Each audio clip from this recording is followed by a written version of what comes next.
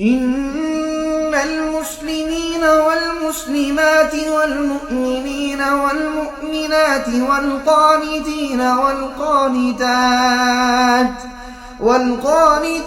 والقانتات والصادقين والصابرين والصابرات والخاشعين والخاشعات والمتصدقين والمتصدقات والصائمين والصائمات